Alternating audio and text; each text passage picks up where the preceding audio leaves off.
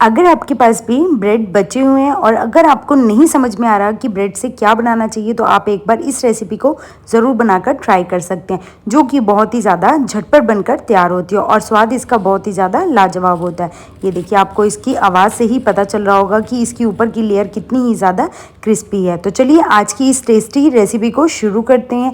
इसके लिए मैंने कुछ सब्जियाँ ली हैं, जिसके लिए मैंने हरा धनिया, हरी मिर्च, बीन्स, गाजर, प्याज, शिमला मिर्च सभी सब्जियों को रफली चॉप कर लिया। अब हमने सभी सब्जियों को चॉप करने के बाद इन्हें मैंने चॉपर में डाल दिया। चॉपर में डालने के बाद सभी सब्जियों को अब हमने बिल्कुल बारीक चॉप कर लिया है। ये देखिए, सब्जियां जब हमारी चॉप हो जाए तब हम इनको एक बाउल में निकाल देंगे। इसके साथ ही मैंने 2 उबले हुए आलू लिए थे। छोटा सा मेरे पास ये पोटैटो मैशर है, जिसकी हेल्प से हम इसको अच्छे से बिल्कुल बारीक मैश कर लेंगे। ये देखिए, मैश करने के बाद अब हम इसमें कुछ मसाले मिक्स करेंगे। मसाले में मैंने 1 छोटे चम्मच नमक डाला है, 1 छोटे चम्मच मैंने इसमें चिली फ्लेक्स डाला है, 1 छोटे चम्मच ही मैंने इसमें मिक्स हर्ब डाला है। इसके साथ ही 1 छोटे चम्मच मैंने इसमें चिली फ्लेक्स डाला है। सभी चीज़ों को डालने के बाद अब हम इसमें ऊपर से चॉप किया हुआ हरा धनिया डाल देंगे। हरा धनिया डालने के बाद अब हम इसे सभी चीज़ों के साथ मिक्स कर लेंगे। ये देखिए, बिल्कुल अच्छे से हमें इसे मिक्स कर लेना और इस तरह से हम मिक्स करने के बाद इसकी एक स्टफिंग बनाकर तैयार कर लेंगे। स्टफिंग बनकर हमारी बिल्कुल तैयार हो चुकी है। अब मेरे पास वाइट ब्रेड थे, अगर आपके पास ब्राउन ब्रेड या मल्टीग्रेन ब्रेड हो तो आप उसका भी इसमें यूज़ कर सकते हैं। अब हमने ब्रेड के एक साइड पर टमाटो केचप लगाई है। ये देखिए, टमाटो केचप को बिल्कुल अच्छे से लगाने के बाद अब हम दूसरे ब्रेड के ऊपर हरी धनिया की चटनी लगा देंगे। हरी धनिया की चटनी लगाने के बाद दोनों ब्रेड के ऊपर मैंने इसको लगा दी है। लगाने के बाद अब जो हमने आलू की स्टफिंग बनाकर तैयार की थी, उसको हम ब्रेड के बिल्कुल मिड पार्ट में रख देंगे। ये देखिए, 1.5 चम्मच के करीब मैंने स्टफिंग को बिल्कुल ब्रेड के मिड पार्ट में रख दिया। इसी तरह से दूसरे ब्रेड के ऊपर भी हम जो हमने स्टफिंग बनाकर तैयार किया उसे रख देंगे। रखने के बाद अब जो टमाटो केचप वाले ब्रेड की लेयर है उसे हम इसके ऊपर लगा देंगे। ये देखिए, इस तरह से इसको कवर कर देंगे। दोनों ब्रेड को बिल्कुल इसी तरह से हमने तैयार कर लिया।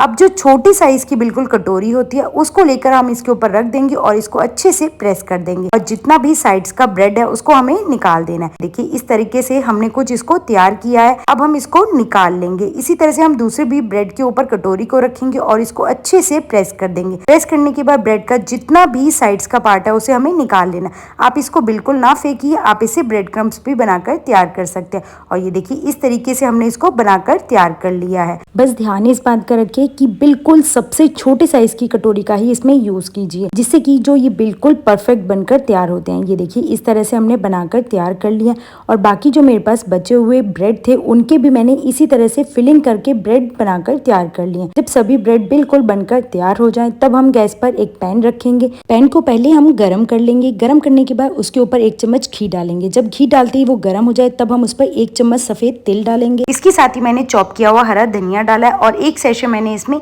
मैगी मसाला का डाला है, जिससे कि जो इसका टेस्ट है वो और भी ज्यादा अच्छा आता है। इसके साथ ही 1 चम्मच मैंने इसमें चिली पाउडर डाला है। डालने के बाद अब हम सभी चीजों को मिक्स कर लेंगे। ये देखिए, बिल्कुल अच्छे से सभी चीजों को हमें मिक्स कर लेना है। घी के साथ ही हमने इसको मिक्स कर लिया। आप चाहें तो घी की जगह इसमें बटर का भी यूज कर सकते हैं, क्रिस्पी हो जाए। गैस का फ्लेम हमें बिल्कुल मीडियम रखना है। मीडियम फ्लेम पर ही हमें इसको सेकना है, जिससे कि जो इसकी ऊपर की लेयर है वो भी बिल्कुल अच्छे से क्रिस्पी बनकर तैयार होती है। ये देखिए, जब आपको लगे कि ब्रेड एक साइड से सिक चुके हैं तब हम इन्हें पलट देंगे और पलटने के बाद दूसरी साइड भी अब हम इनको कम से कम 1 से 2 मिनट तक के लिए बिल्कुल मीडियम फ्लेम पर सेक लेंगे।